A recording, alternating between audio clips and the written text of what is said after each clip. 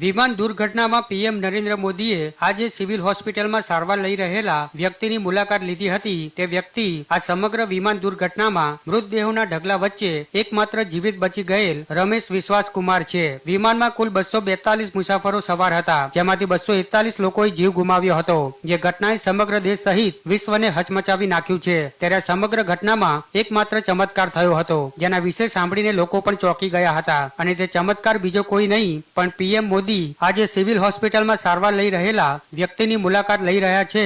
તે રમેશ વિશ્વાસ કુમાર છે, જેઓ પ્લેનના કાટમાળમાંથી જાતે જ બહાર નીકળ્યા હતા અને એમ્બ્યુલન્સ પાસે પહોંચ્યા હતા અને બાદમાં તેમને સારવાર માટે સિવિલ હોસ્પિટલમાં લાવવામાં આવ્યા હતા. જેની પુષ્ટિ પાછળથી ખુદ અમદાવાદ પોલીસ કમિશનર GS મલિકે કરી હતી. રમેશ વિશ્વાસ કુમાર સીટ નંબર 11A પર બેઠા હતા, ત્યારે તેમને પણ વિશ્વાસ નથી થઈ રહ્યો કે તેઓ જીવિત છે.